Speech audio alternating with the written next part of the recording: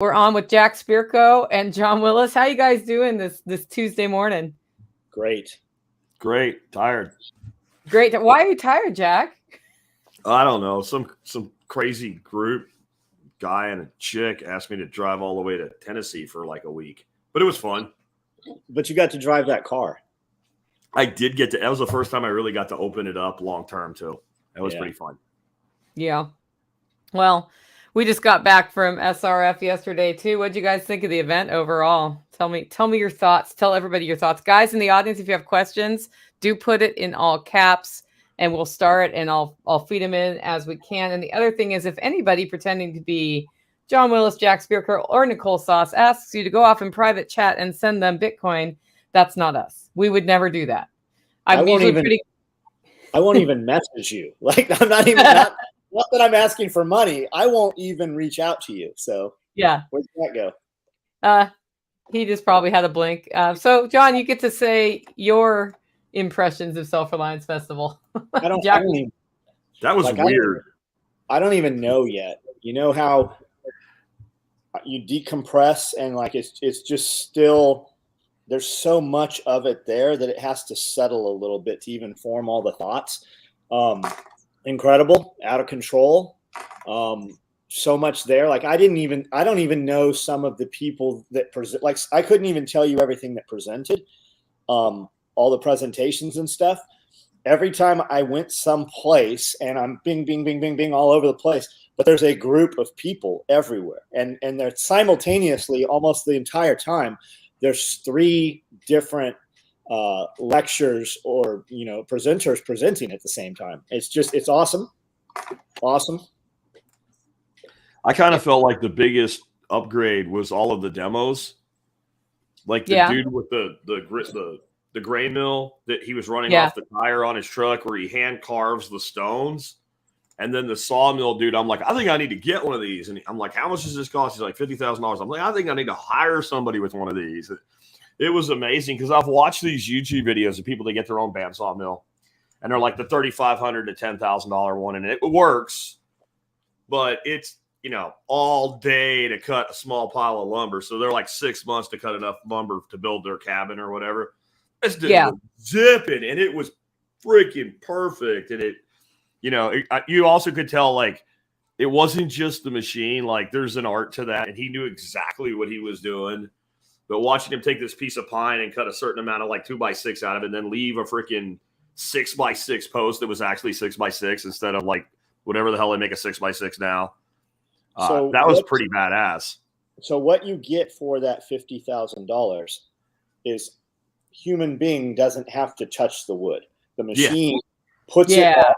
It indexes it, and then that particular one has a computer system on it, and you tell it what size you want. You tell it what size is the wood, and it will give you your options to auto nest the overages to still have a usable product at the end out of the trash.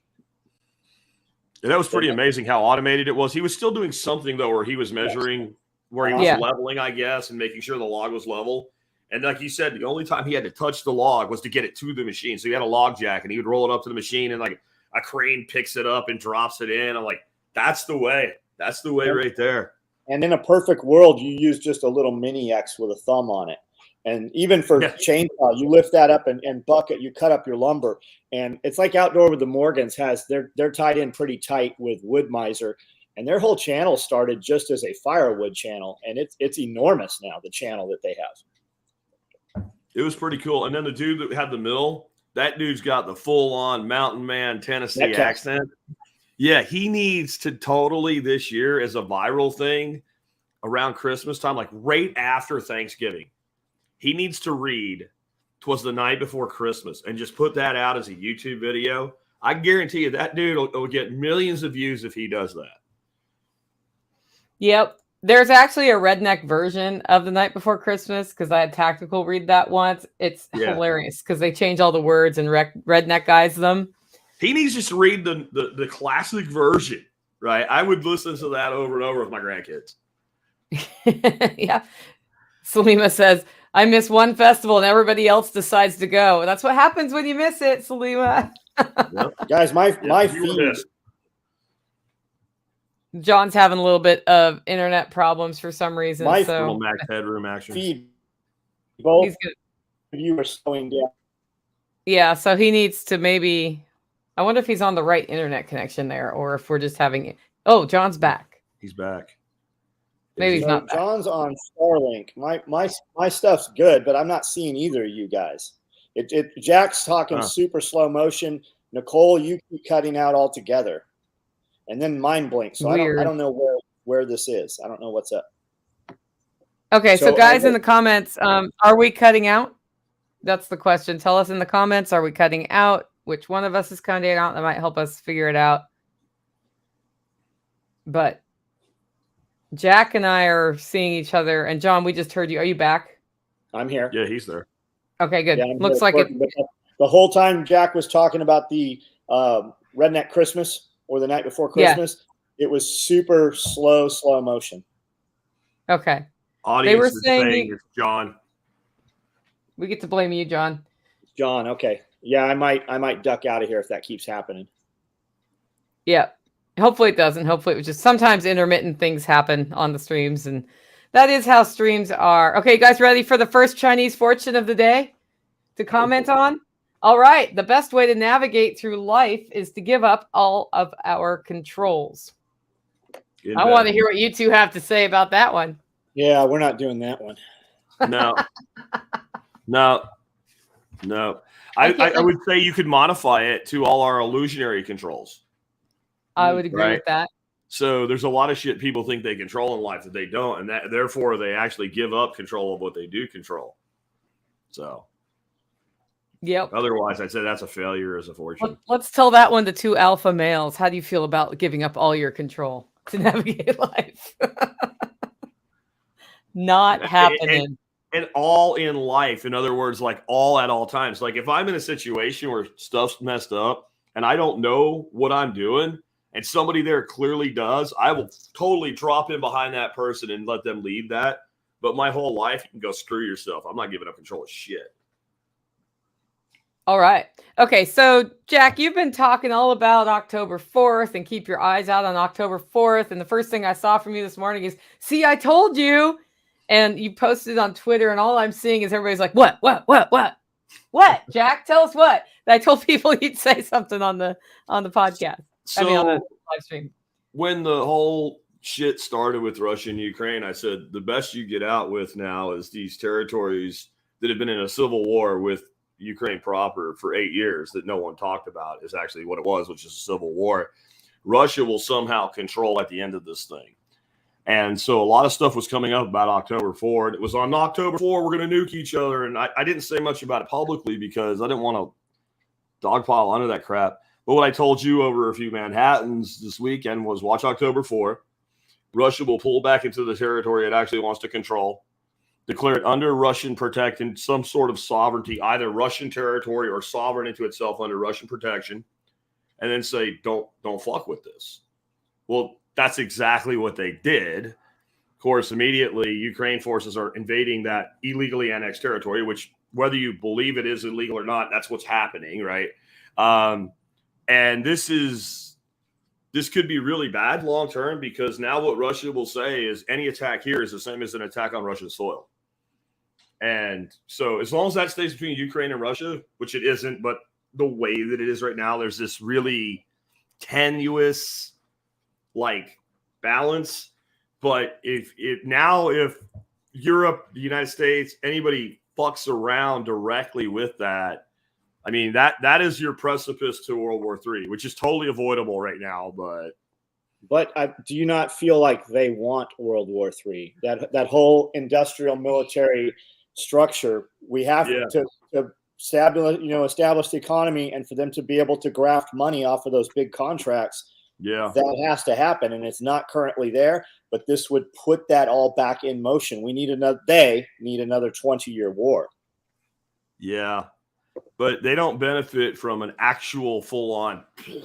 Now, the scary shit is and I shit you not, you'll have to look this up because you're not going to believe me. There are people making the case right now that a limited nuclear war would be good for global warming. Yeah. Oh, geez. No, I'm serious. And it's like the peripheral rags, like the left-wing rags right now, like the eco shit. But like that's how that shit always starts. It starts out there and it migrates into the mainstream narrative. That hurts my head. I mean, just anybody that says that should just be freaking put in a hole and buried with a backhoe. Like, I mean, like, we don't need you. In with the pedophiles, you go, done. There's so much talk over the nuclear stuff, and I watched a few of them, you know, a year ago when they started talking about it. But I'm just kind of the I have real shit to do, and that is something that I absolutely cannot control. No, so I don't take any of that in, literally none at all. I don't take any of that. Oh my God, nuclear war, into this, into that. Like, I don't think anybody on here can fucking affect it or control it for sure. No, nobody I know. I don't have access to the red button. Right. From pure speculation, though, I think that the people John's talking about when he uses the term they would most benefit by the belief that we could go into nuclear war at any minute, because it's exactly how they benefited it from the 1950s all the way through the 1990s. Like the actual act of starting to toss the luft balloons around. And I don't know that there is a such thing as a limited nuclear war. The problem is maybe those fucking idiots think that there is. Yeah. Like once says, when was that area last Russia? 1900s? Do you know? I don't know. Depends on how you define Russia, right? If you start from the premise that Ukraine was never actually a country for hundreds and hundreds of years and it was a disputed territory, right? Then what's Russia? Was last under Russian control. I would say when it was a province of the Soviet Union, it was under Russian control. That was for my entire adult life until the Soviet Union broke up in early 90s, late 80s, right? So I don't know. Now, Russia proper, who the hell knows? But the people of the Donbass region are like 98% ethnically Russian. They speak Russian. And this is why I think the whole like we're the ones keeping this going. If you're Zelensky and you really want you say what you want, the easiest thing to do would be just let Donbass grow, because it doesn't do much for Ukraine. If you do that, you take the people that actually vote against his party and you put them down to a tiny minority, and they have every election for the next 100 years. Not only that, I mean, look at the election prior to us putting Zelensky in place. Oh yeah. What did the people vote for? And who knows if it's real? I mean, who knows who was controlling that election either? I mean, look at the last one we had. Yeah. Yeah. But like, if you really want like complete total dominance within your nation, like, wouldn't it be great if you were the Democrats right now and Texas wanted to secede or Florida wanted to secede, the smartest thing you could do is go, bye. There wouldn't be another Republican won election for 100 years. That's the only balance that holds that in place, is having those big states. So basically, Zelensky could do that on a much smaller scale. And we probably need to move on because, like John said, we can't control the shit. But they were like this close to an agreement that was exactly this all the way back in the spring. And our people went in and told the Ukrainians, no, you will not do this. You will not do this. I heard somebody – go ahead. Go ahead. No, go ahead. I heard somebody say yesterday, attention is energy, and energy is the largest commodity that you have. Yep. And basically what she was saying is when we pay attention to all this stuff, we're not working on things that we can actually create. And when we do put the energy into something that we can affect, that shit no longer matters. I heard a lot of people leading up to SRF, including people I knew that were coming to SRF, that did not come to SRF because of what was supposed to happen on the 4th or whatever the last bullshit thing. 24th. The 24th. Yeah. People's like literally like, I'm not coming. And I get it. I've done a lot of that, and I have missed out on a lot of shit in my life just in case, you know? Yep. It's funny how that happens. Like I've been impacted by that a few times in my life too, where I'm like, I can see this thing's coming and I'm just not going to fly to X state, and then nothing happens and I miss out. You do that once and you learn from it, you move on.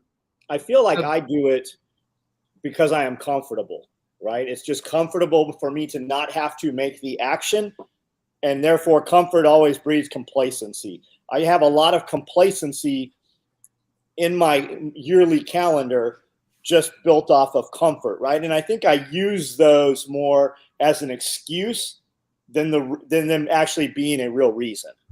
Mm-hmm. Comfort is a thing. Yeah, and that's what everybody wanted to talk about. But what if this? What if that? What if what if they come for you've never you've got nothing to worry about. You've never lived in a place where when you turned the water didn't come out your faucet. Yeah, my favorite two hatred questions were, where do you hide your guns and where do you hide your food during our panel? That's what I'm talking about. That's what I'm talking about. I just turned. I'm not even. It was so great to watch Jack. He was like, I'm not even making eye contact with anybody now. I didn't have any nice words that were going to come out of my mouth. But I guess I've been that guy though, right? Because we did in San Diego, we did have a couple of egress routes out of the city that we lived in.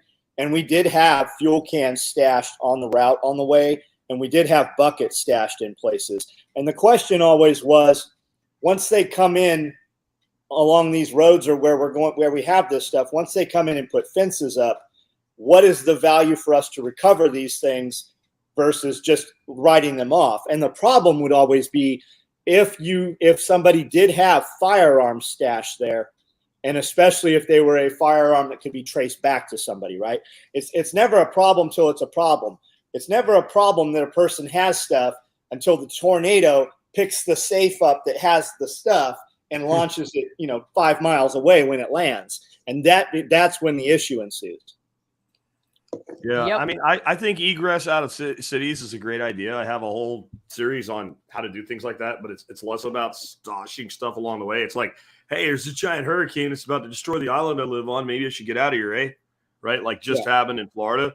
Like this whole caching things. Like I think the other thing is people that get into that rabbit hole, and I don't even like calling it the rabbit hole. I think the real rabbit hole is a good thing, right? The real rabbit hole is growing your own food. The real rabbit hole is understanding technology, et cetera. But in that false rabbit hole, like this whole idea that the government's going to round us all up and they're going to surround everything. And, worst case scenario, maybe if you live in a major metropolitan area with 2 million people or more in a relatively confined space, they can do that.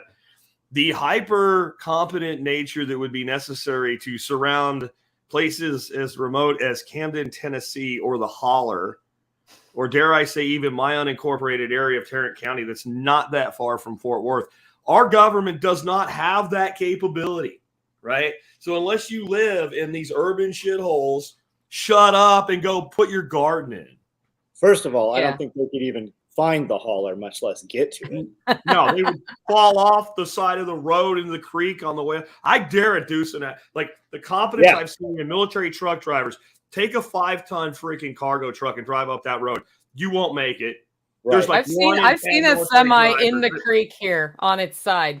Yeah, I've pulled them out with freaking Hemet wreckers in the middle of Honduras. I can tell you, even the drivers aren't that competent overall. Most of the people having that when you talk to the people about how do we hide this stuff, and anytime we actually pursue it, what does this stuff look like? And they've got if you're worried about 4 buckets, that's always, hey, I want to invest in silver and gold. I'm like, cool. Are we buying monster boxes? What are we doing? They're like, a monster box? No, I want to buy like a couple coins. Then it doesn't matter where you buy a couple of coins. Go buy it.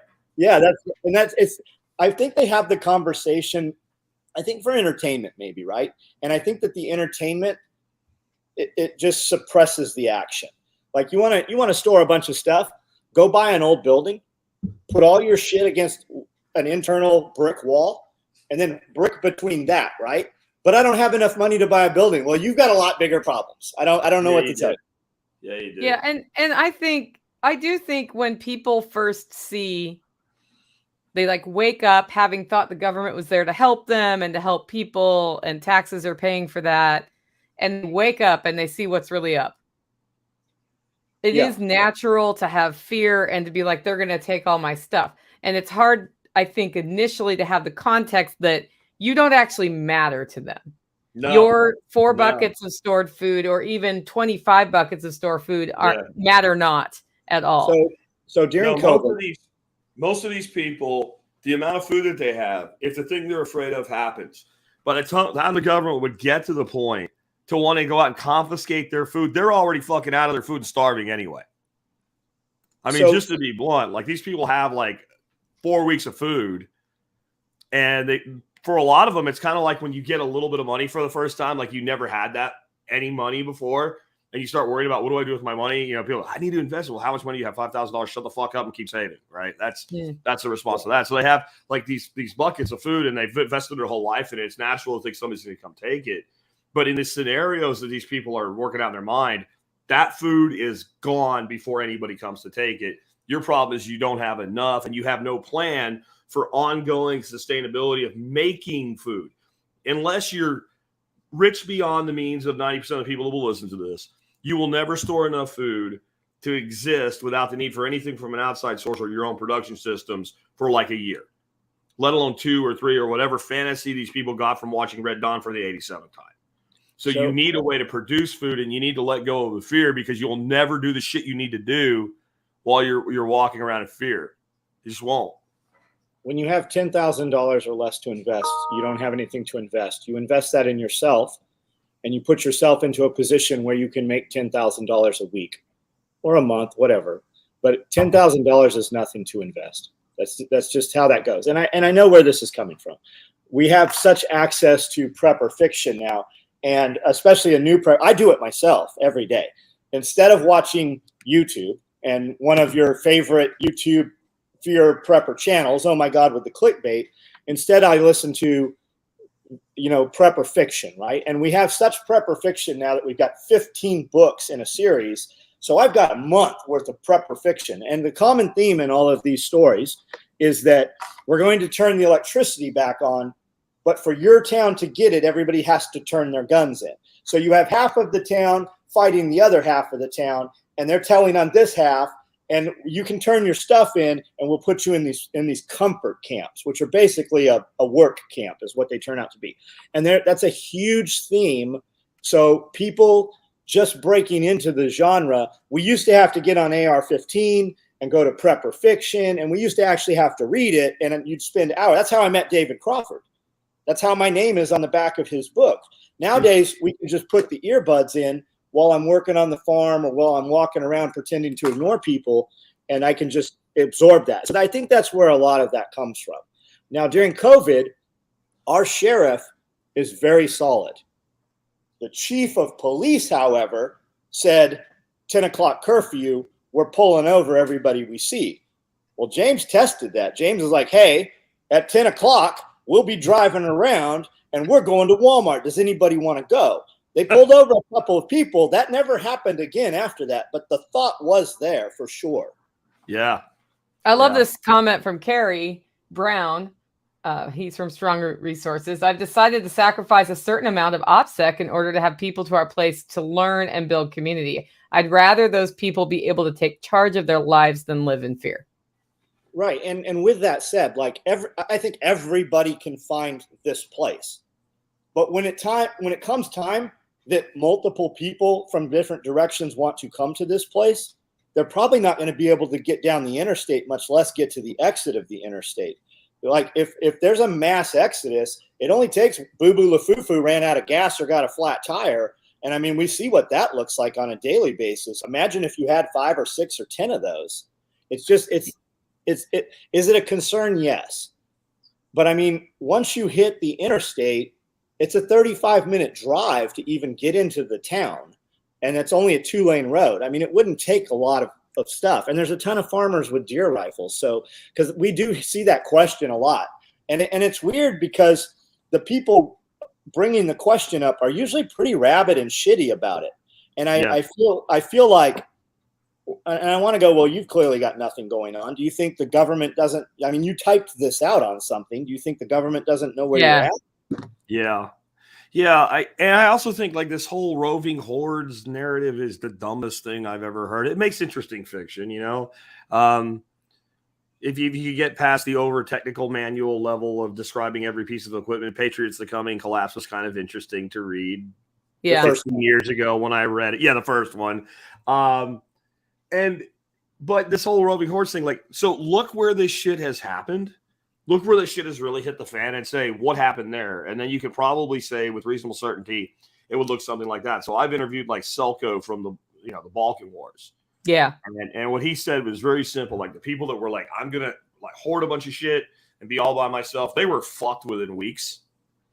And the people that got through it were people that they basically ganged up one way or another. It didn't necessarily look like a gang, but what I mean is they formed relationships with each other. They had their little clique. They had people they could trust, and they went through it. And the people that were out successfully like raiding shit and stealing from people and all, when it ended, and sooner or later it will, those people just fucking disappeared. And then nobody ever asked the question about where they just went away. Because eventually some form of order would be restored, and then memories are long, and 2 years isn't that long to remember. And the people that were legitimate freaking predator problems, gone. That's a lot of the theory, and especially in small towns. Everybody knows who the turds are, and as soon as there is no rule of law there's an opportunity to flush. Yeah, as soon as the internet goes down, or if God forbid, for their sake, the power goes out and there are no more Ring cameras, boy, problems will be solved. Yep. I find this one funny. Driving home from SRF, must have seen 20 plus cars, blown out tires, or out of gas. And the funny thing is, when I was driving home yesterday, I saw an unusual number of cars broken down on the side of the road. I was like, what is going on around here? So speaking of go ahead. What do you think the cause for that was? Why do you think because we're coming from the festival and prepper mindset, do you think we're just noticed, like the reticulatory activating system, do you think we're noticing them? Or do you think there in fact was a larger number that day? I think there was a larger number, because I see about 2 cars on average on the side of the road, because I want to get in the left lane. So I notice it. And in particular, between Birdsong and 840, I must have seen 12. So I would guess some Bolt truck or something fell out and got people's tires. Yeah, because we saw like nothing going the other direction. Yeah, you went the other way. We were on the road for 10.5 hours. We saw almost nothing. As money gets tighter for folks, they don't change tires, right? So when tires blow out, cars get left beside the road. And for some reason here in Tennessee, like in California, if you're on the side of the freeway, within an hour you got a red sticker. And in 2 hours, your shit's gone, and you're paying thousands of dollars to get it out of impound. Here, I run into Nashville every weekend. You'll see the same car there for like 60 days sitting on the side of the road. That could be too. David Siegler says it's because Nicole is a tire jinx, which used to be the case. I used to curse anybody who got near me and make their tires explode. But I have handed the curse on to Tactical. And he did drive through the night before. So it could have just been left over from the passing of the curse to Tactical. Could be. Okay, let's talk about disasters, because we brought up disasters. There has been one in our country recently in Florida, the hurricane. And I noticed that Bear is already on it. So Grindstone Ministries, it's grindstoneministries.com, is already deploying people down there to help. But which is important, because when we have these large scale disasters, it's not the government that helps. They'll be in there in a month, or they might be there in a couple weeks, but it's people who help people at this point. So let's just, riff on that for a minute.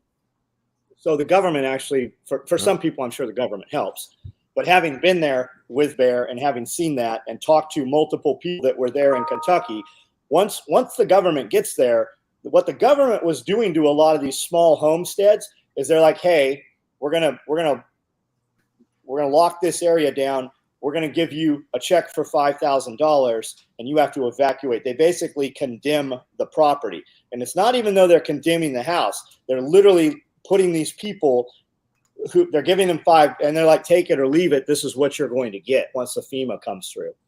So it was kind of weird to hear the backside. And then you have this big company that's supposed to do disaster relief, and you see them co-branded with tools and knives and all this shit. And when they come in, so basically FEMA comes in, FEMA is bankrupt and has no money to actually do any of the work. So when these NGOs and stuff come in, the government is supposed to compensate these NGOs in some fashion, but they don't have any money. So they want to kick these NGOs off of there, the non-government agencies. They want to kick them out. Plus, I believe that we would be like, hey, that's not right. And there might be some form of oversight. They want to remove all of that so they can do whatever they're going to do. And then they bring in migrant labor. And the migrant labor does the work, and then they pay the migrant labor. That is what happened in Kentucky. But once the government hit there, FEMA and stuff, they were only in the major city areas where there was anything over 2-3 stories there. But when they did trickle out into the smaller communities, their whole answer was, here's we'll give you a check for $5,000. You have to leave. I don't know if that's going to be the case in Florida because we're already hearing from like the vice president that like this most affects the poorest people, and in Florida it absolutely did not. Fort Myers and Sanibel, that's kind of like a second home to me, so it kind of has an emotional attachment to it, but those are not the poorest among the Floridians, right? This is a very affluent area. I don't think people will take $5,000 for their lot on Sanibel that's been in their family for 18 generations or whatever. It's a pretty disastrous state. When you look at images after a disaster of a place you're intimately familiar with, as bad as it looks to somebody else, it looks worse to you because you know what it's supposed to look like. And in the last, I've been going to Sanibel since 1982. So it is a weird thing though about disasters, right? Like you feel pain for a thing that's so minor compared to the total. Like I found out last night, there's a place on Sanibel right in the center of the island called Jerry's. It's like a supermarket, and they're like a parrot rescue. And they have all these beautiful parrots in these huge cages that were there. And they did evacuate the birds out of there, but they took them to another part of the island and they all died. And like, I felt as bad for the birds in some ways. And I know that sounds awful, but as I did for the people. And one in particular, like this was a bird that years ago, like 15 years ago, had his head stuck in a cage. And I literally ran in a supermarket, stole a little dip net that they sell to kids, ran out and pried the bars to get his head out. And like every time that we would go there, all these years later, he would like see me and come, because birds have like an intelligence that a lot of other lower animals don't.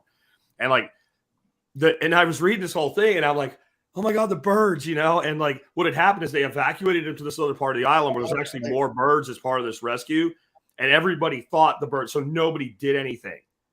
Like, because people act like locals are actually attached to these birds too, and they got left behind, and like. I know that sounds so minor, but like that's, what killed them? Did weather kill the birds? They put them. Yeah, they don't know exactly. Did they probably drowned because they're going to be in cages. Yeah. And on most of the island, the water was more than 9 feet high. I've been looking at aerials of like where we stayed. You think a building's gone, and then you realize, well, there's the top of it. They're literally buried in sand. Like that. That's how bad this was. Right where that store is, there's a picture on Periwinkle Way, and I know that yield side's like higher than my head. And at the point that they could still get video out, the water was up to the bottom of the side. So that would be center island, highest point on the island. You're looking at 6 foot high water. Wow. Before they lost video feed. The emotional things matter the most, though, on stuff like that. There was a sudden flood in my college town that put the downtown area underwater, and everybody came out to like dig the muck out of stores when the waters had receded. And there was a brewery where their brew tank was empty and it floated up through the building and all sorts of stuff like that. And we had these swans that hung out in the pond in the Central Park in the city who were there, and heavy equipment ran over one. And that was the thing. Everybody's like completely demoralized after that, even though swans are assholes. But how do you know that? Because we had swans, and I knew the swans before the flood. No. I'm talking about the bird attack. Yeah. Yeah. Nicole, for you that don't know, Nicole rescued this bird, and it said thank you by it was a blue heron. By stabbing its beak through her face. Right here. At CrossFit, they called me Pecker Face. Damn. From now on. That's hard. The coach goes up to me. She's like, I hope you have a good sense of humor. And she was really careful about saying it. I laughed my ass off. You know, like, Literally. People do get attached to animals though, like even like animals in a fake story. Like, remember the old movie with Will Smith, Independence Day? I guarantee you the hardest the average person to watch that movie rooted for anything during that movie was when the dog was running down the freaking tunnel and the fire was coming. Like, everybody rooted for the dog, you know? People get killed, like, screw it, the dog, man. And I think it's because, like, these animals, we take them in, we take care of them, and they depend on us. And, like, when we make stupid decisions, like leaving these beautiful birds behind, like, they suffer for it, I guess. Sure. But, I mean, at what point do you... Oh, you got to go.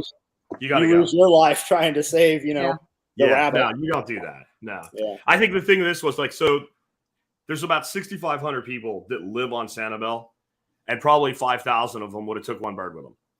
Yeah. When they went. Like, that was that's like, so the first thing you want to rebuild when you rebuild after something like this is the unique special things that rebuild the culture of the place.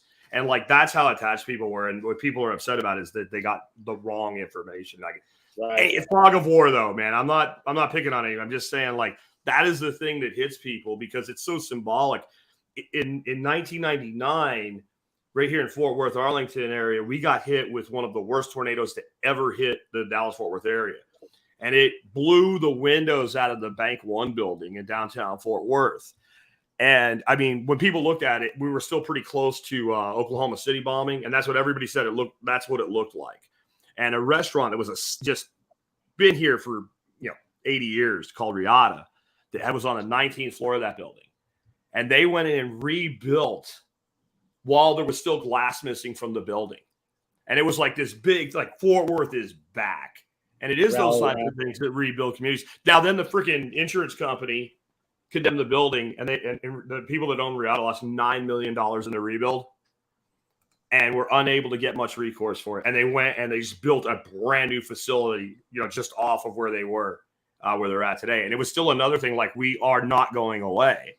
And that's what puts communities back. It's not just about animals. It's about the things that are iconic in that community. How close have you been to a tornado when they've come through? How close has it been to your property, Jack? Here, we had a very, very minor one just literally go right behind me a couple of years ago. We had one that killed quite a few people 15 miles south of me a few years before that. The one I'm talking about in Fort Worth literally skipped over my house. Like, it tore roofs off houses. Then my neighborhood didn't get touched. And then the next block, they tore roofs off houses. And then the next block, it put them to the foundation. And then it tore a roof off a gas station. Then it went over like a bunch of other houses. Like, they was doing a touchdown come up thing, and it hit a new building that I actually had a crew working at. They weren't there during it, but an Accenture building, huge, and it just leveled it because it was like half built, so the air could get in it, and it wiped it to the freaking ground. And my wife was working out at the gym, and she literally drove around it without knowing that's what she was doing. How serious do you think about adding a shelter every time one of those things happens? Incredibly serious. If I could dig a hole here, I'd already have one of the in-ground ones. Yeah. I've thought real seriously about doing the ones where they basically weld them to the foundation of concrete. I've seen those. Go ahead. I actually, what I was going to say, you still have rock underneath it, I'm sure, but they come in and cut a slab, and they dug it out with an excavator in your. God, every time he's good. And they set a steel box inside, and then they chemically anchor it and bolt it down in, and then it's a slide, so you can still park over it when it's not tornado season and still use it. You can walk across it, so it's just in the garage floor or the slab of your house or whatever. We would to do that here, and I've seen those. I think they're freaking excellent because then you don't give up the space. Right. We would literally need explosives to install that here, and I have to put explosives in the ground inside my shop, which I don't think you can do. Have you considered doing an outbuilding that's a dome outbuilding? Yeah, that would probably be my best bet. Yeah. Because if I put one of the above grade ones in my shop, it's going to take up so much of that space that it's really going to suck. And I want it to be big enough because I'm an animal person. Like, my dogs and everybody's here has to be able to get in there. So you can't use it as storage space because it's has not to be like empty. a hurricane where you're like, it's Tuesday. Hey, we're going to have a hurricane hit on like Saturday.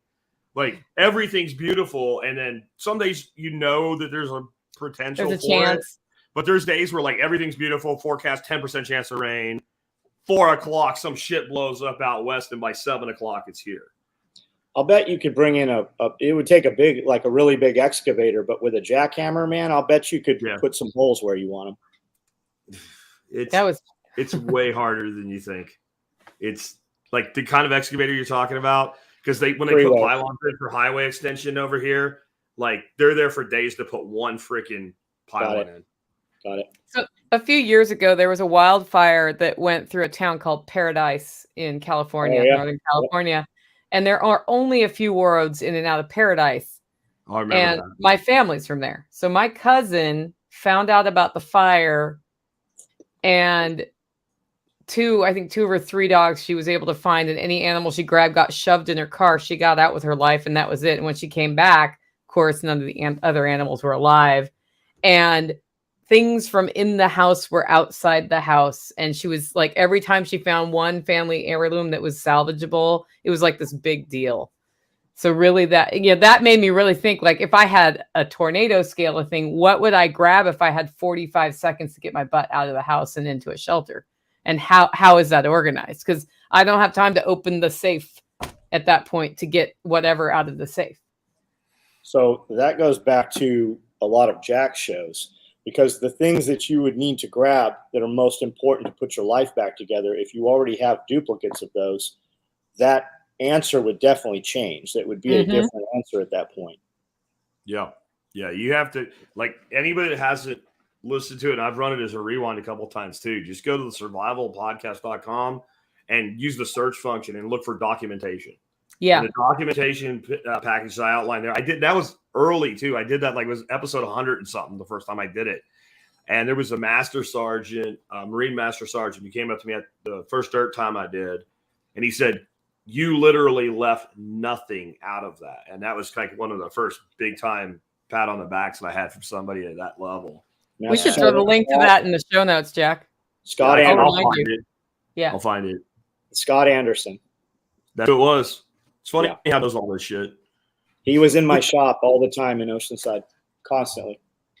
Okay, that's why.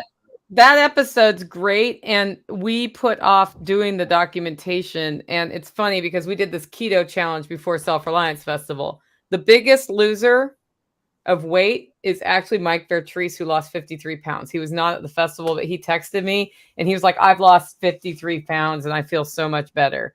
So first of all, I thought Toolman Tim was going to have it, but Mike beat him. And it would be interesting to have a challenge about documentation where we say, every Saturday, spend an hour putting your documentation together until you're done and report in when you're done. Because it's so easy to put off that kind of work. And then when you need it, you're screwed. Well, what's really sad about that, right, is so I guess if you count ink and printer paper and some stuff like that, maybe a thumb drive is so you have a digital version of it. And I say to make one for the house and one for every vehicle.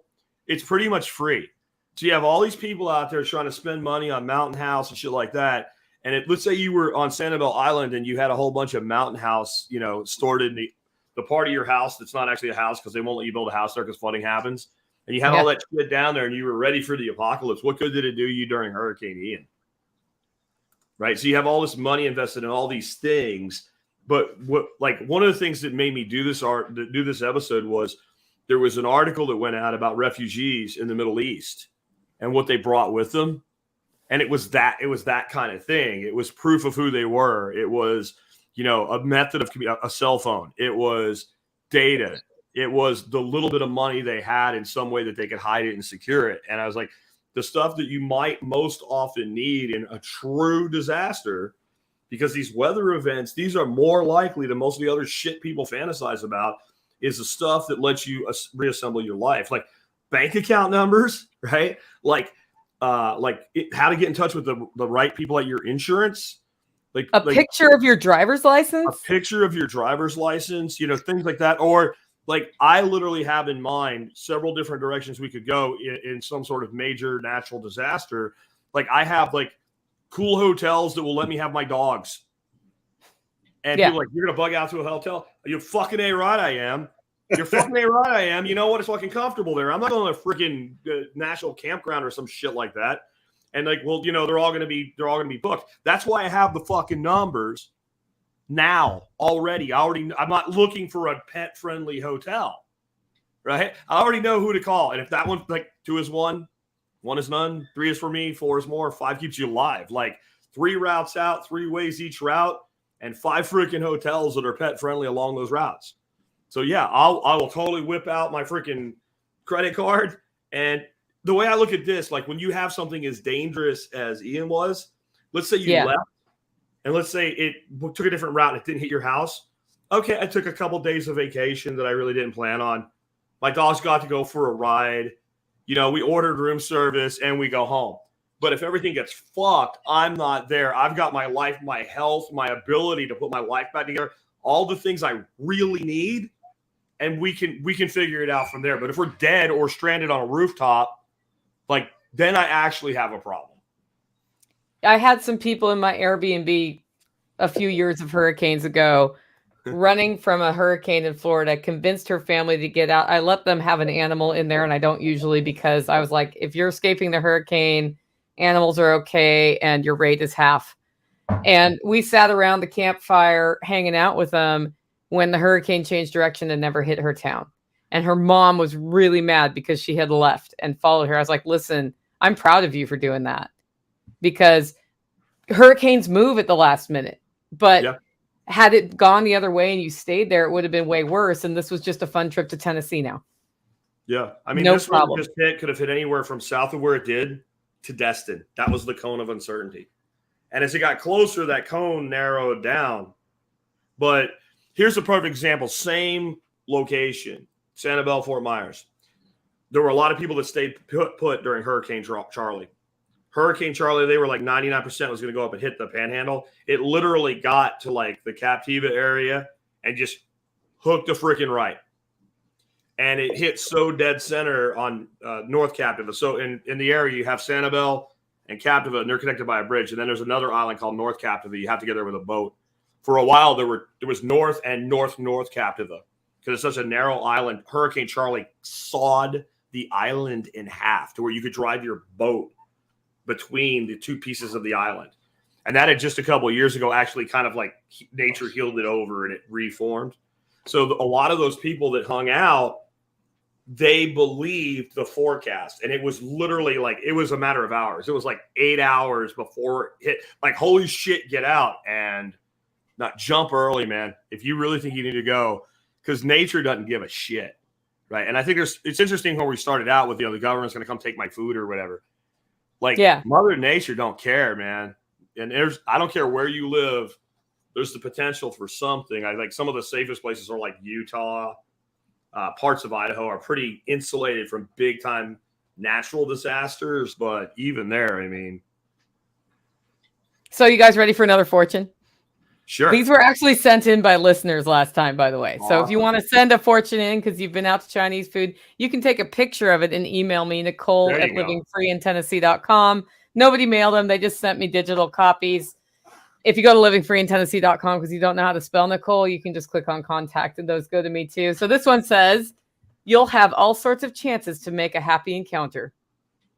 Amen. You'll have all sorts of chances to make a happy encounter. That's actually an interesting one because the subject of the law of attraction came up a couple of times in discussions at the festival. Yeah. Whether it's bunk or whether it's real. So I think like the idea that you can manifest shit as like make it materialize is total freaking hokum bullshit.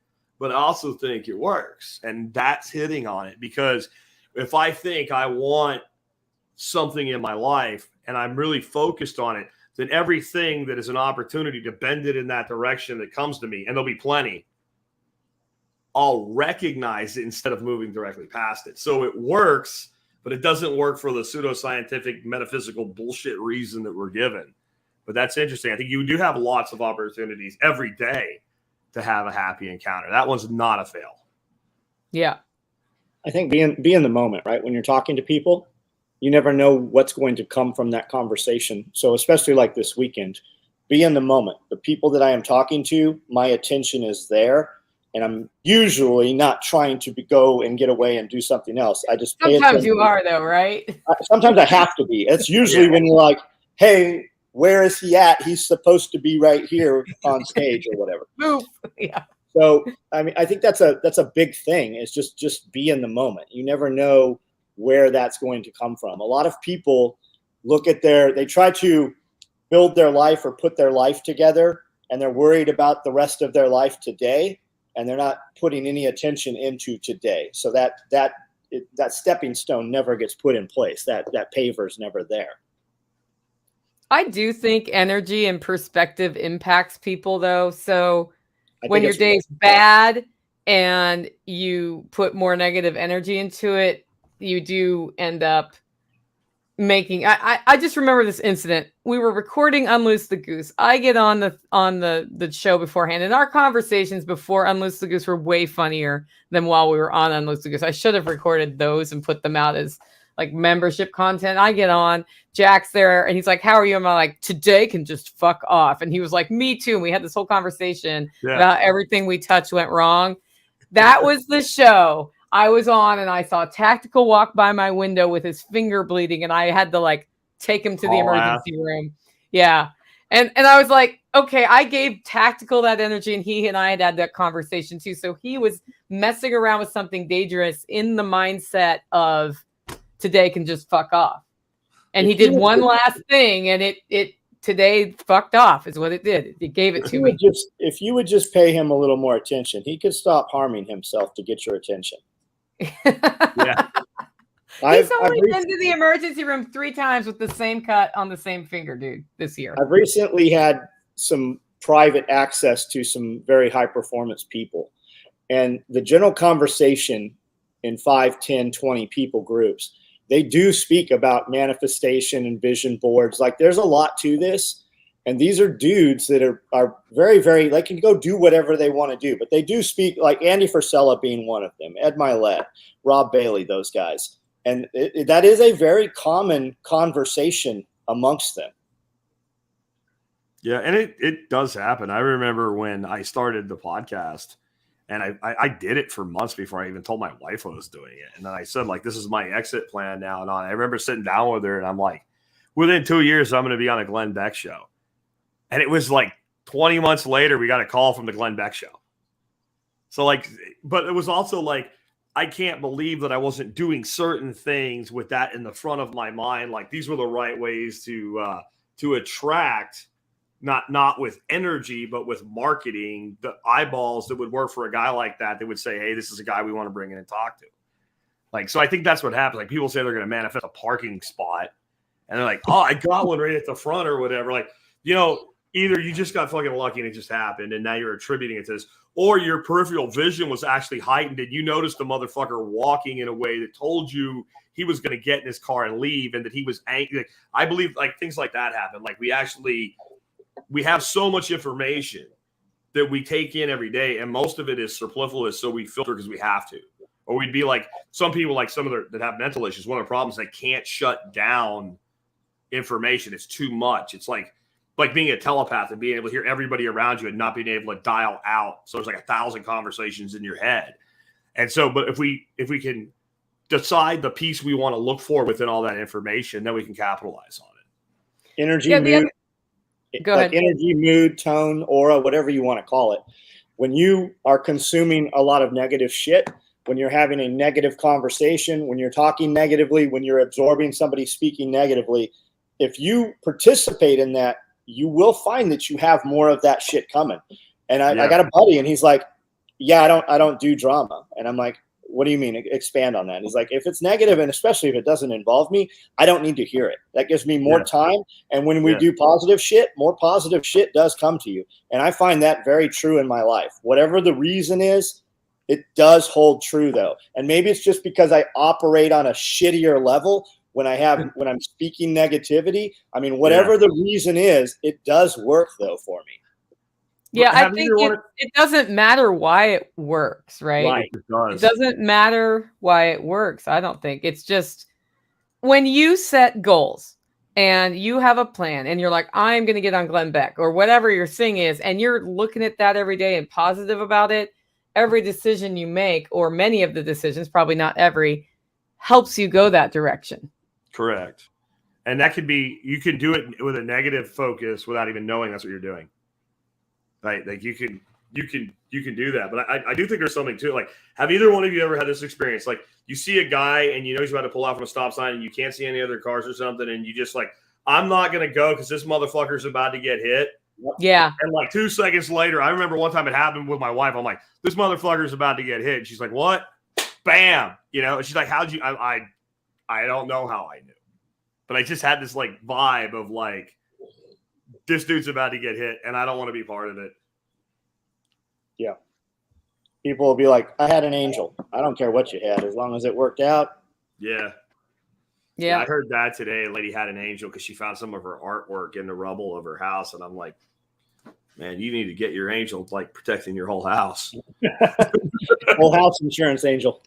But however people want but to that cope, emotional thing is what she needs to move forward. that's right? what I'm saying. However people choose to cope, as long as it works, go nuts with it. I'll say that like I just did, but I would never say that to her if I knew her. Yeah. There's a lot of things we never say. Okay, I have a question. We'll get this one in. Financial question. What's everybody's opinion on whole life insurance policies? My wife and I each have 2.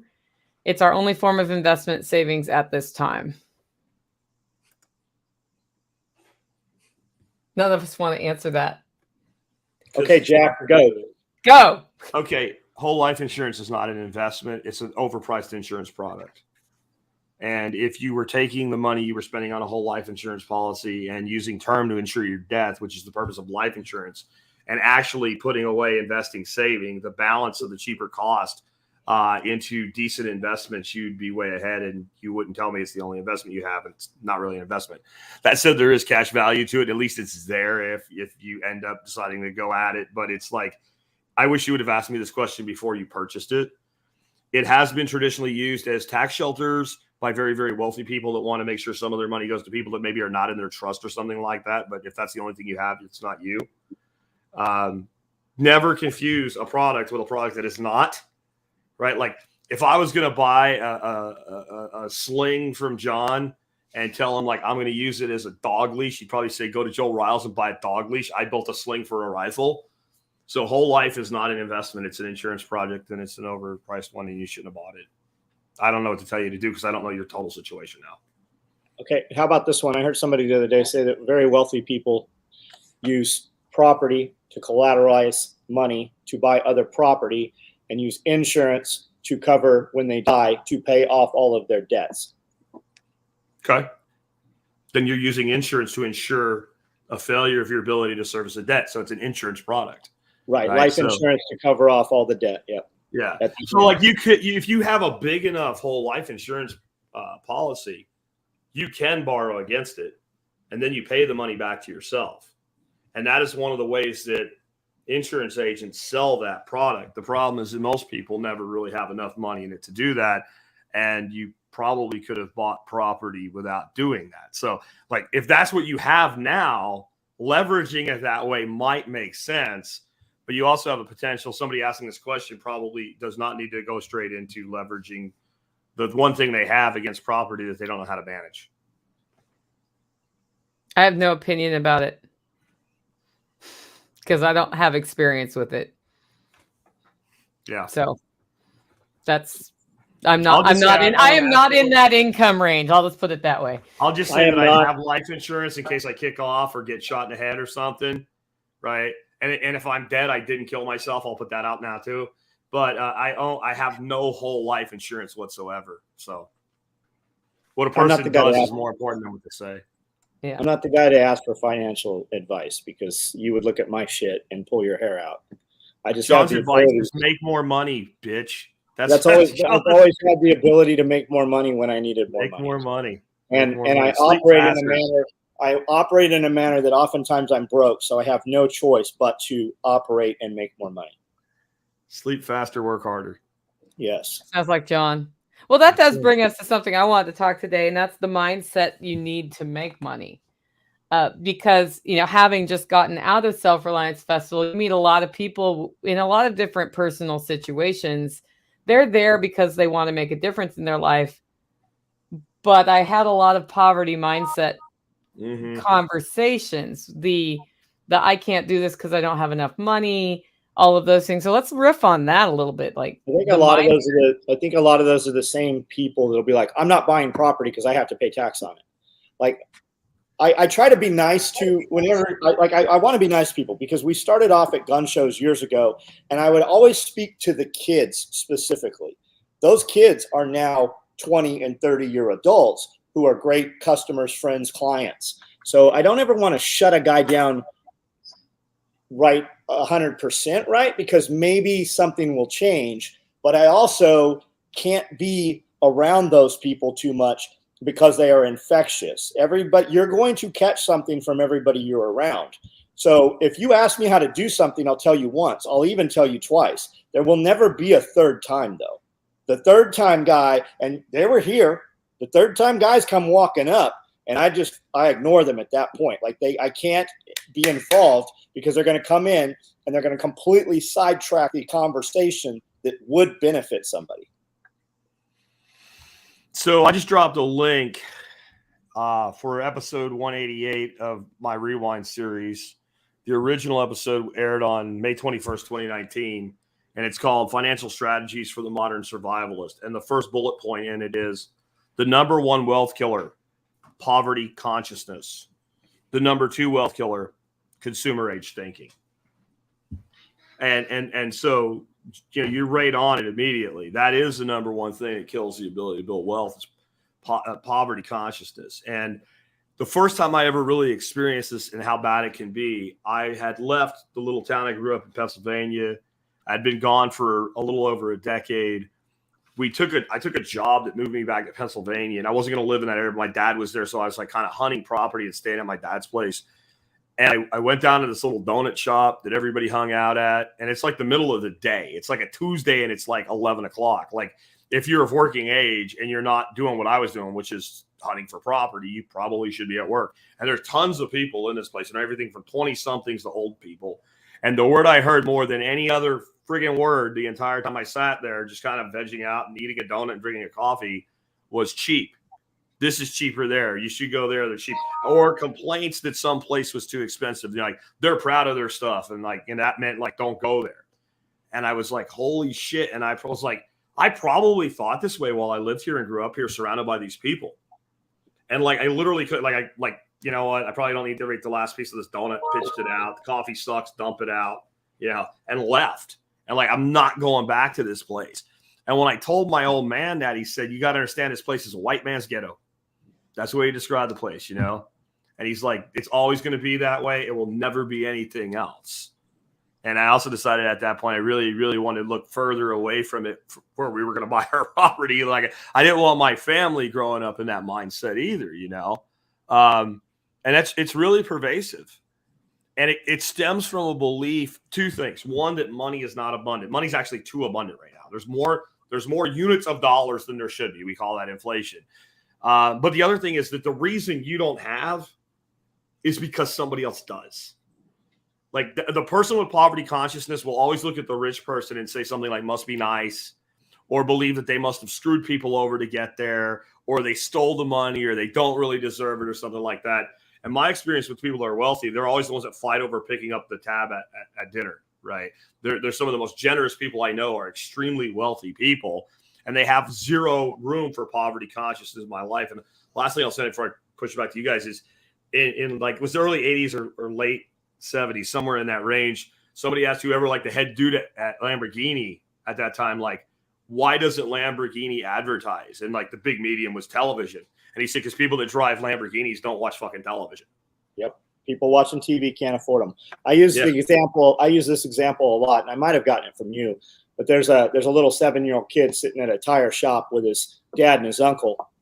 And a guy drives up in a brand new red Corvette or whatever, and the kid's all enamored with the car. And both dad and uncle are like, yeah, that dude's an asshole. He probably doesn't pay his employees enough. Like, you literally programmed that child at age 7 with that poverty mindset. And without a drastic outside intervention, that is how he will proceed until he escapes. That's the thing with a lot of the small towns. Like, this town is the most impoverished town of all of Tennessee, the most impoverished county.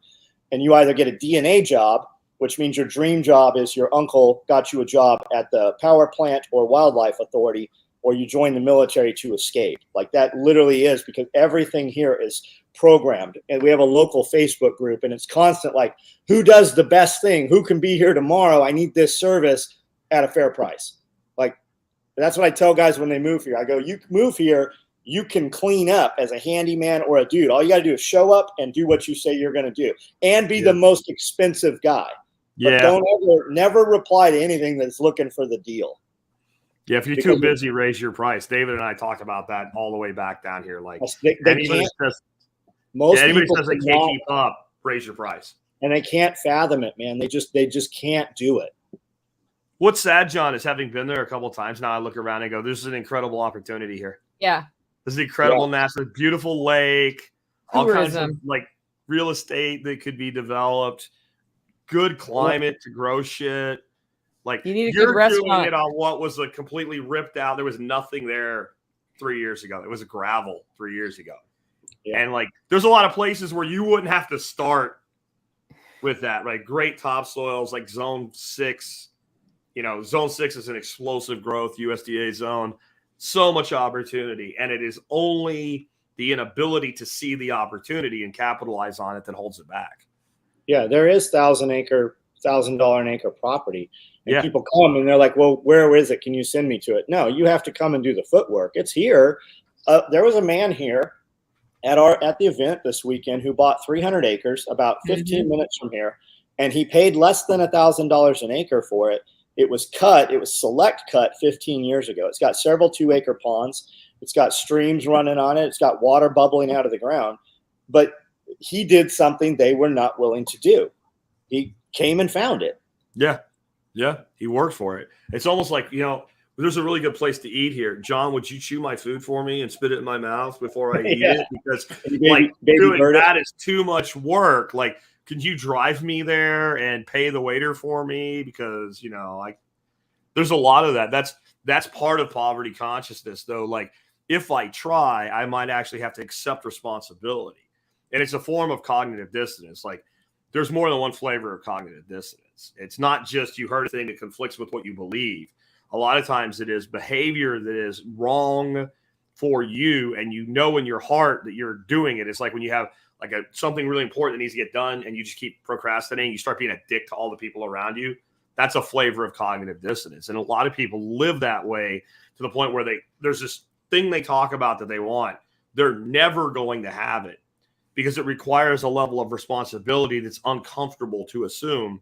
And it's not really about the future. It's actually about the past. The minute that person assumes that level of responsibility, they all of a sudden are going to have to admit, like, all the fucked up shit in my life, I at least played a role in it all the way along. And all that blame game that I played in the past, I'm going to have to, like, not do that anymore. You know, I've had shitty partners in businesses, and that's why the business failed, but I'm the one that chose a shitty partner. Like, I can say that I've had some stuff that failed that, like, I know it would have worked with the right person. Yeah, but you chose that person, Jack. So then what do I do in the future? Either I choose a better partner, or I say no more fucking partnerships, which is kind of, that's my option going forward.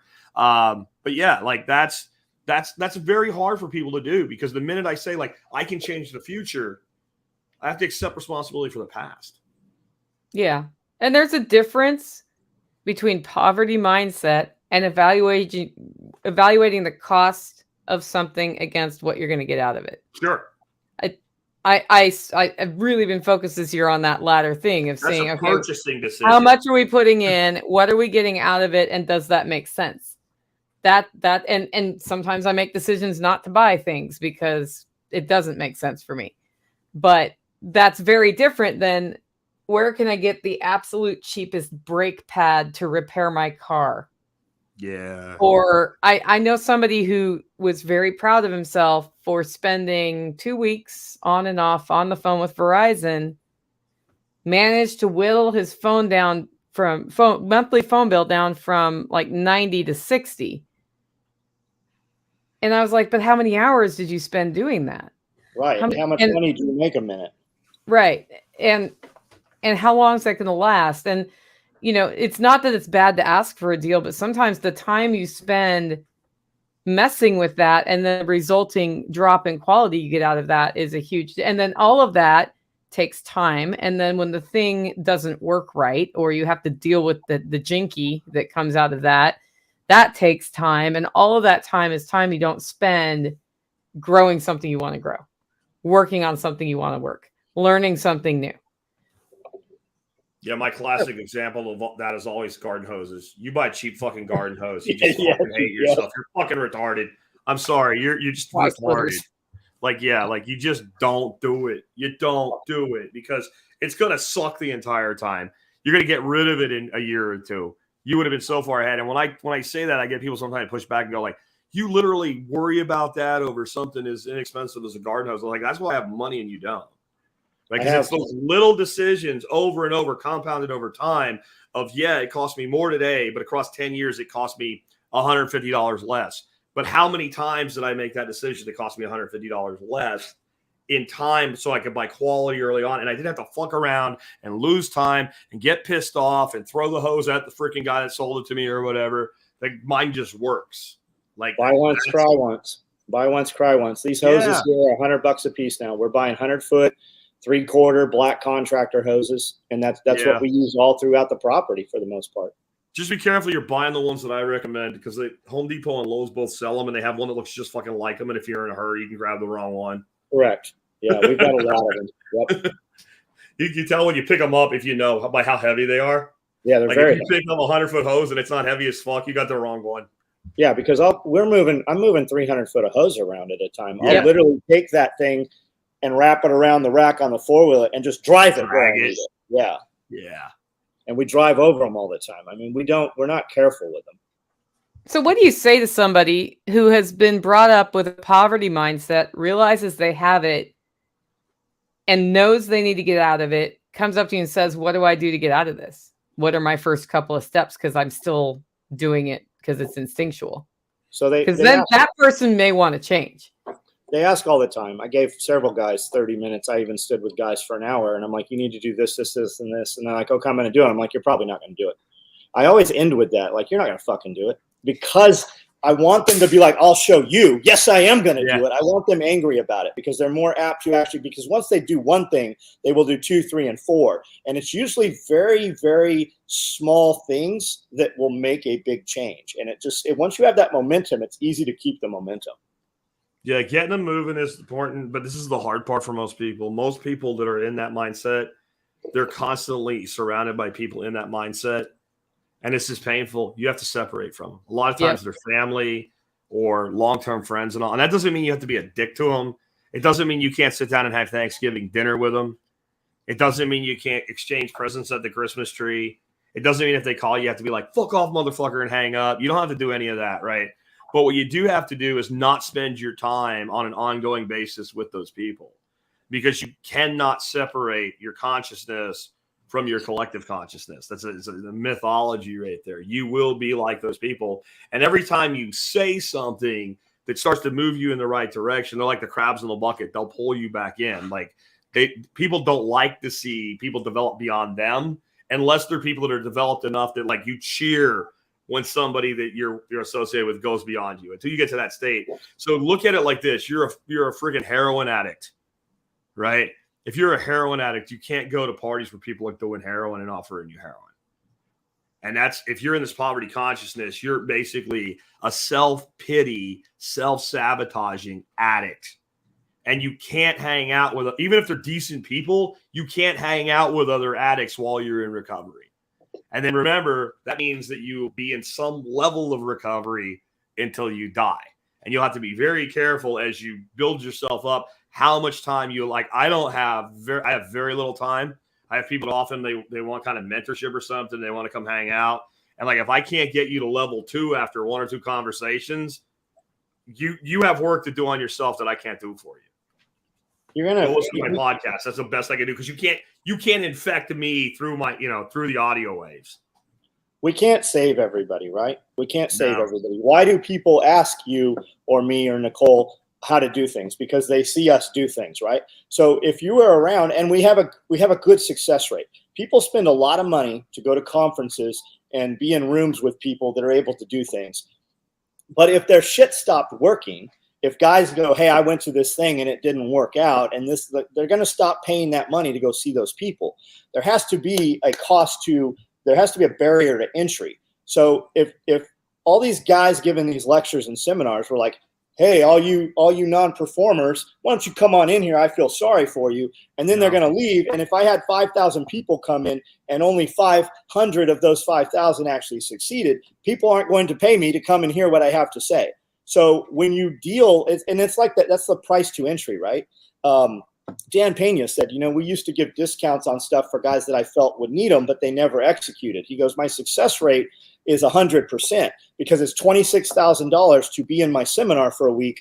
And if you have $26,000, you're either a performer who's going to perform, or you beg, borrowed, and steal and have a vested interest. You wanted it bad enough. There's no way you're not going to make it happen. So 3, right? I always tell, I'll give you 3 chances, but it's never 3. You get 2. I know to avoid you at 3. John's actually really good at an instant assessment of somebody, and he'll, he can kind of tell by reading them. I've always been impressed with that ability. I've never been wrong with it, and I've wanted to be wrong. Like James would come in with new people, instructors, or whatever, and we would be talking, and I'm like, I don't like that guy. He's like, what do you mean? I'm like, I'm just telling you, there's something off. I'm pretty good with it, and I don't know if I just focus on it so much and manifest it that it goes sideways, but I'm usually almost always right. I don't trust that guy. I get a bad feeling. He just seems smarmy. Just, it's almost always correct. Yeah. I kind of have that vibe sensible thing too. Like where you just kind of know, like, this is that feeling. This is not, and every time I've not trusted it, I wished I had. Yeah. Your gut I've feeling even seen people always perform really well in spite of that feeling for a time, but it always ends bad. Yeah, Dana, my lawyer, likes to say it's never a problem until it's a problem. Yeah. Gradually, then suddenly. What happens not wrong. You end up with a vested interest in that person, and the signs start to really show up toward the end, and you keep doubling down because, like, I don't know, John, you're like me. You have this sense of like, I was mentoring this person, or I gave this person an opportunity or whatever. Like, I need to stick with them. There's a certain loyalty there, and it always hurts. And that's why it's easier for me just to not have employees than to deal with that anymore. That is the biggest frustration is the human factor. I know that on Monday morning at about 6 o'clock, I'm going to start getting messages about why I can't be here, and everything I do in the morning, I do my tasks in order so that all of my people can do their tasks, sure. right? So, and especially in a small, as fine-tuned as we are, it does make a difference when we are missing a person or two. And the crazy shit is, it's almost always, who it's going to be. Yep. Yeah, when they leave Friday. There's the person you have that's like your rock star that when they tell you they can't be there, you don't even get upset. You're like, we got it. Because that guy's been there and been there over and over and over. And when he says, I can't today, that some shit, like your response is not, listen, fuck, get to work. It's like, dude, what can I help? do? Yeah, what can I do to help you? What's going on? Because I know if it's you, something's up. But then you got the guy, he has bottle flu every other Monday. We have people that have missed more time in a week than I have people that have missed in a decade. Yeah, I understand. My issue is, even when my gut says it, I want to be wrong so badly. Yeah, you're Neil. That I make the wrong decisions, and I'm unlearning that now. I'm unlearning it, but it is something like that's why when one of you two says that guy's weird, I'm like, okay, I better listen to that because I know what I'm doing inside my head is talking myself out of that right now. So. Yeah, I used to tell my partner, Neil. Yeah, I think in some manners a female is more vulnerable because that dude's not feeding me bullshit because he wants a relationship with me. He's just a fucking weirdo. And there's a few, they're in the world. I mean, they're near us. But even like the business side, like my ex-partner, Neil, like we would have somebody come in like to do recruiting work and all, and he'd see something in them because there's a lot of times there is potential in these people at the same time that there is more likely that they're going to fail. And I tell them, quit trying to breathe for people. And I'm like, you really want to give this guy a chance? Give them a stipend for 2 weeks and move them to 100% incentive compensation and see what happens. And you make that offer and the guy walks away and you go, well, then all that shit he just told you, he didn't believe. All that shit about being the number one technical recruiter in your office within 2 months, he didn't believe. Because if he believed it, he would have made a hell of a lot more money on the incentive comp we just offered him than he would have ever made on the base package that we had offered him to get him in the door for an interview. So he didn't believe his own bullshit. That's what my friend Rob says. He's like, I say a few things and then I shut up and let them talk. And then I write down. It says, especially when we're dealing with athletes and social media influencers, I will bring you 2,000 new subscribers every day. So he writes that down. Yeah. And then he puts it in the contract and they're like, well, I mean, I'm just repeating what you said. So here it is. If you want to do this, sign it. Here it is. And that's, you just let them dig their hole. I mean, they're going to, or they're real. I mean, that's how that is. Yep. Yeah. I think, just to wrap this one up, one of my most downloaded podcasts is about your relationships, which John was talking about. People who are negative drag him down if he's around them, so he's not around them. My tangible advice was, and I got this from some other personality that had figured it out, write down the 20 people you most interact with, which is probably going to include your husband, your wife, your kids, whatever, and people you work with. And you write a minus next to them if after talking to them, you feel kind of like, bogged down. A plus if you feel excited and amped and you're going to go do the next thing. That's how I feel when I talk to you and John. And just a 0 if there's no change. And every one of those minuses, it's either a temporary state or they got to go. Yeah. And sometimes that minus, uncomfortably enough, is your own mother. And that's awkward, but... Oh, yeah, mine gets 2. Yeah, right. Jack's dealt with that, right? Yeah. But, sometimes it's somebody who you're like super close with, and now you have a decision to make. Do I completely remove myself from that situation, or what boundaries do I put in that doesn't affect me? Because if you don't make that decision, and I did make a hard decision about that in 2019, as Jack knows, that's what keeps you from going forward. That was keeping me from getting forward. And I knew it for 3 years in advance. Like I was like, that minus is still a minus.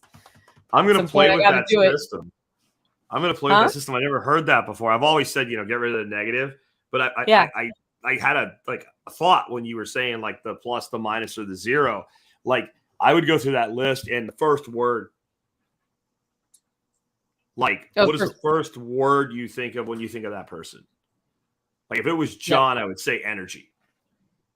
Like, because John's the guy I pull up his shit at 4:30 in the morning when I got up to take a leak or something, and he's already doing an Instagram or a TikTok. And you're like, I'll go back to bed. Sleep, bastard motherfuckers. You better be. Don't tell me you don't have any time if your ass is not. I already worked out. I'm setting my shit up for my employees. And you're bitching to me and out. And I'm like, that's like full on energy. Well, energy is a very powerful word, right? So it'd be interesting. Like some of these people that make you feel negative. Well, what would be the word you would associate with them? Some would be drain, but others might be like nervous. Because I don't like talking to fucking nervous people. Like the thing that'll set my hackles off, like John was talking about earlier, if that motherfucker seems twitchy, and I don't mean necessarily physically, but just there's this sense of this person's got this nervous energy. Like that's the same thing a dog picks up on. Like where your dog loves everybody, and then they see this person and the fucking dog's like, no, I'll bite this bitch. Like you don't want that person. You're the sum of the 5 people you spend the most time with. And that can include online people as well. If you're absorbing it and it's coming into your head. If you're the smartest person in the room, you're in the wrong room. You're never going to achieve a higher level. You can be the king of your tribe or the pinnacle, whatever you want to call it, but you will never raise higher until you are around other people. If you are around mediocre people, you are mediocre. Just because you're at the top, it just means you don't realize what you are. You have to. There are a whole nother world. There are always other levels, and until you reach the next level, you never get pulled or invited into the next level. So it's comfort. It's comfort and complacency. It's the same thing. Comfort breeds complacency, and that is when performance stops. So my kind of thing to be in the inner circle is you have to be better than me at something that's positive. Yes. Yes. Right. You're not going to be better at me than there's going to be things I'm going to be the best at within any circle of friends or whatever. But there's going to be something that I aspire to be more like you in some way. Like there's people like I aspire to be more personable, and they're wonderfully personable people that remember personal things about people that I struggle with because I'm so much up here at the top level that I don't drill down, and I want to be a little bit more like them. Right. So I can be better at podcasting than you, but you better at something because everybody is. And everybody should qualify, but they never will, right?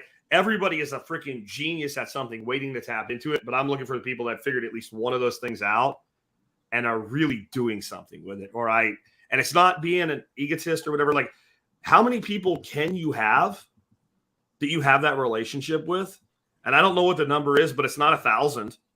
I can't keep up with 1,000 people on a regular basis. So there's some limit to that number. So there must be some mechanism of filtering. As a business person, my mechanism for filtering how many people get a product is a price, right? And the price to pay to be in like truly in an inner circle is that there's some way that you make me better as a man. And I hope that I'm doing something that makes you better as a man or a woman at the same time. And if I'm not, then I feel like I'm not upholding my side of that agreement. Even if we don't have a formal agreement, like I think among successful people, there's this innate understanding of that type of agreement that we will both lift each other in some way, and not just lift a challenge, right? Like actually like make the person like think, man, fuck, I thought I was good at this. I suck. Look how good they are at this thing.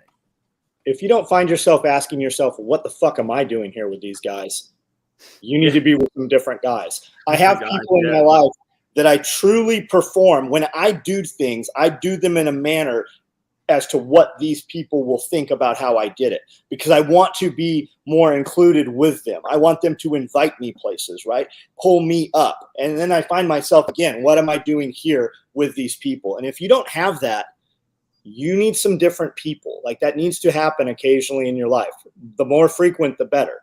But that's just how that is. If you're the smartest person in the room, you're in the wrong room. I have people that are around me, and I'm like, I am a better person when I am next to Josh. I am a better person when I am around Pierre. I have people in to have conversations because I'll be dead set on doing something, and I will invite the people that I think are going to try to change my mind and tell me why that's a bad idea. Like, you need this board of directors in your life, right? You need the people that have your best interest at hand. And I'm like, okay, this is what we're going to do. I need you to tell me what I'm missing and why we're not doing this. And everybody should have those people. And if you don't, you need to find those people. You know, they say dress for the job you want in business. It's the same with the people you hang out with. Yes. Be around people that are doing things that you want to learn how to do or that you want to do. And then instead of must be nicing them to death, ask them how they did it. Right. Ask them how they did it. They're happy to share. Usually they're like excited somebody actually noticed and asked rather than saying, must be nice. Yes, we are very excited when somebody genuinely wants to have a conversation about how to do something, especially if we feel like you will actually do it. Go do it. Yeah. A conversation I had in June Self-Reliance Festival was with Drac and you that I overheard. That I haven't finished executing on it, but it was one of the most exciting conversations for me there. Is when he explained, John, how you go to a trade show and everything that you have packed is packed in a way that it comes out in a specific order and goes up and it goes back in that order, making you super efficient. And I heard that and I thought, this is why I work so hard. One of the things about the Setup and Teardown Self-Reliance Festival is it was more in place this time. But I had just spent days getting ready for Self-Reliance Festival because we played the Where's the Game. Yeah. Yeah. The Where's the Game messes you up. But I heard that and I thought that's exactly right. Like the PA system needs to be lined out that way. We took most of the stuff home. We're going to actually come out and get another truckload to get it into that state so that next time it's even easier and it's inventoried and it's ready to go. That would have never happened had I not been standing there listening to Drac talk about what he admired about you. So I think the most important thing when we show up at a trade show, guys are like, are you ready for the show? What about I'm like, I don't care anything about the product at a show. We are there to perform. And they're like, what do you mean? I go, every person that came to this show, and there's going to be 10,000 people that came directly because my company is at that show, I'm going to engage, look them in the eyes, and speak to them as long as they want to have a conversation. I am at a show to talk to the people that came to see us. It is a performance. I am there to perform and give them whatever it is that they need while they are there. And I don't know anything about sales or money or product at all. People don't come into my booth at a trade show to talk about product. They come to talk to us. And I texted several people Saturday morning. I'm like, bring it. And they're like, what do you, and they knew what I meant. I'm like, every person here could be someplace else right now, but they chose to be here. So we have to give them exactly what they asked for, plus more. Yeah. And that's, I think that's something it's easy to forget, or we get so locked in the detail that we don't see that bigger picture. Yes. And it's when you open yourself up that the accidental thing that happens where somebody's walking by.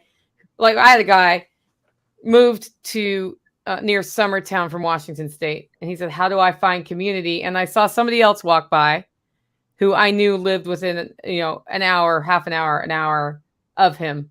And I said, well, you talk to her. You two need, where do you live? Where do you live? That's your start. Start hanging out, because you will have a community in a month if you do. And, you always, like, the universe provides. It was just boom. I saw that happen so many times this weekend, and it's just, it's always fun to watch, I think.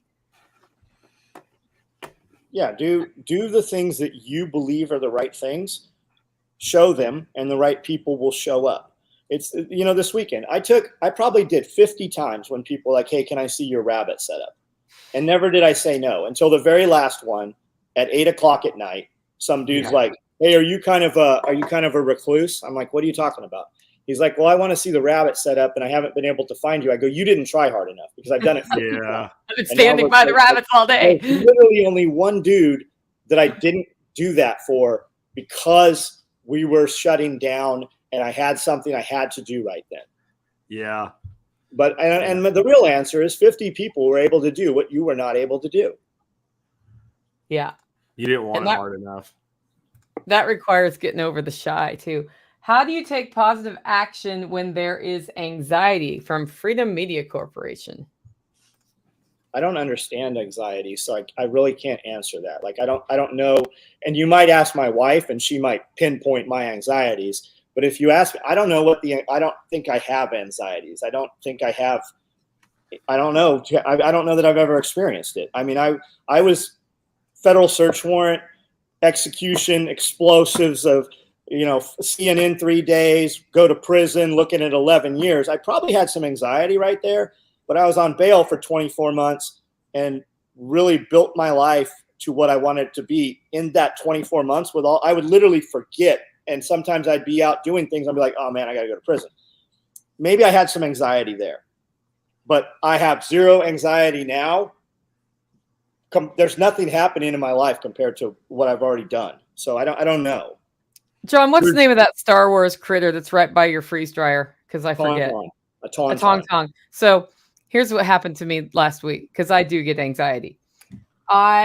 We got there Wednesday night. I think I checked in at SOE, and then I went to the event headquarters, which was at our Airbnb with internet and a printer. And that night, or maybe it was Thursday night, I don't remember which, I did not sleep and when I did sleep, because I did sleep a little bit, I had dreams. And the weirdest dream was that Tactical and I were setting up for Self-Reliance Festival, and a Tong ate Tactical. Well, that's highly possible. Okay, it ate Tactical, and it was coming after me, and that's all I remember. And then I got to get up at like 5:30 to get going on the event, so I do. And I walk in, and Amanda's like, how'd it go? And I'm like, I had the weirdest dream. Now, I haven't seen Star Wars for like 20 years.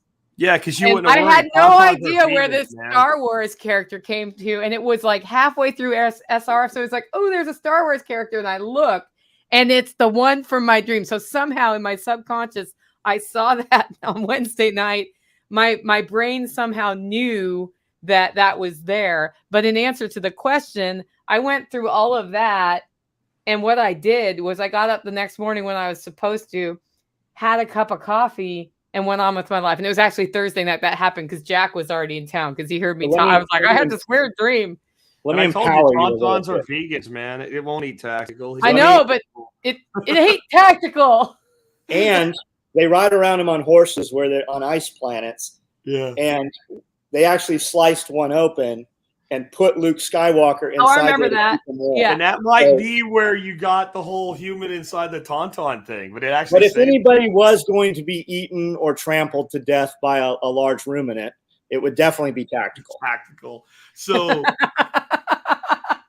so I like to shortcut 10 years of mental therapy and drugs with like simple rules when it comes to like psychological conditions people suffer from. And I'm not belittling it. I know there are some that are very, very serious, but often things like, well, I have anxiety. Well, welcome to the human race. Yeah. So here's a simple cure for anxiety. You ask one question and then you take one action. Yeah. Okay. So the question is, can I do anything about this? If the answer is yes, then you do the thing that you can do. If the answer is no, then you go on with your fucking life. I think that we spend a lot. There's no other thing to do when you come to a point of anxiety in your life or fear. Like, what can I do about this? Nothing. Then fuck it. Go do other things. This thing. Do something. Then do that thing, and then go on with your life. And I know it sounds like you're way oversimplifying it, but someone come up with a better system, and then I'll adopt it. I mean, and I have sympathy for the physical pain that you have. Like, I was really close to throwing up that morning after that dream. And I was like, this is ridiculous. I have nothing to worry about at this event. There's a great team. Like we have our stuff more together than ever, but I got to keep going. I don't feel good, but I know that I'm not physically ill. I just know that I feel ill right now. And it went away within about 2 hours of action. If we believe that what we put a lot of thought and energy into manifests, I believe that a lot of the problem is created by the dwelling on it rather than doing something else. When you have physical movement, it releases endorphins, and a lot of times it fixes the mental problems. I would say go join a CrossFit gym, go start walking, go running, right? If something to me 6 years ago and I spend every morning waking up and I spend all night dreaming about it, chances are that's going to fucking happen to me again because I put enough time into it believing that. Maybe I should put some time into believing I can be physically fit or whatever my next goal is. And it's that whole manifestation thing. Maybe, and I don't know, but maybe a lot of people with problems manifest their problems by dwelling on the. So you're just in a perpetual. You were actually creating the shit that's happening in your head. Okay, so in chat, I was asked if I had gotten a fortune in email, and I went to my email and I looked, and it's hilarious. So I'm going to read it to you all. It says, "Blessed are the children, for they shall inherit the national debt." Yes. I don't think more needs to be said about that, but thanks for sending that. Anxiety thing, though, that took me right back to my old man when I was a kid.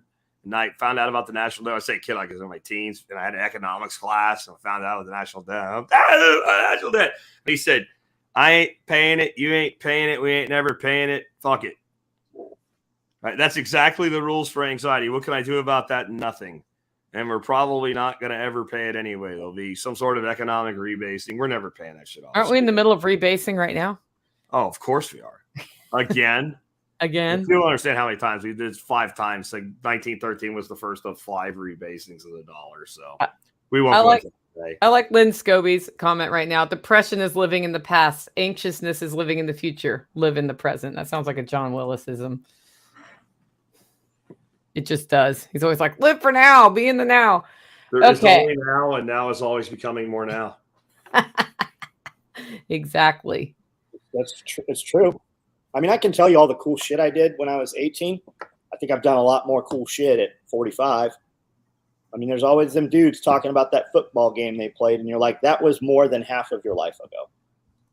If you want people to be interested in what you're doing, you have to do interesting things. So Evan Dixon asks, should I have a separate person running checkout and only focus on discussions with customers? You absolutely should. You absolutely should, because I always give discounts. and I give discounts to people. And at the end of the day, I'm like, man, I probably gave out $5,000 in discounts and I don't even know these people. Yes, absolutely. Somebody else should take your sales.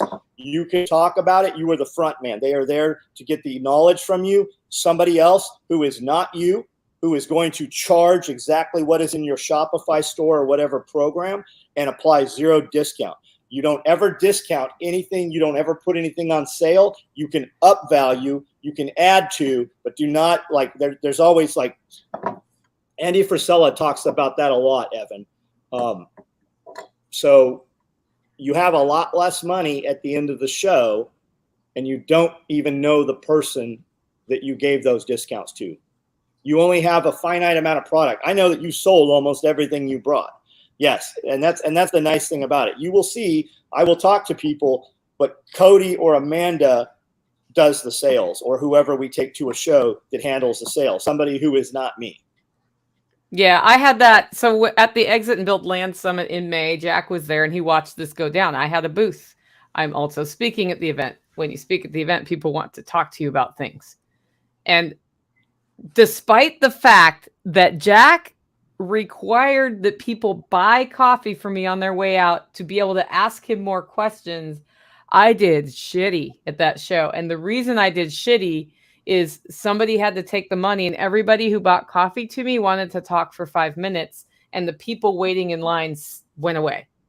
And I had made the decision not to bring a second person with me because I thought I could handle it on my own, and I physically can, but it completely undercut what I would have made at that show to not have Mama Sauce or somebody like her at the booth. And you will notice I was not selling coffee at my booth this weekend. We also didn't get that opportunity till the end.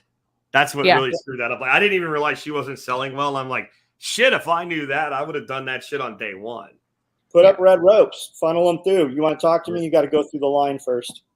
Yeah. Bring me your bag of coffee. But you needed somebody to take the money down. That's what she's saying. Yeah. She was doing both sides of it, you know. And also, Evan, that's for a product where you have consumables, right? If you have a non-consumable product, we can move whatever to make it happen, especially if you're after an amount of money or you need to fund something.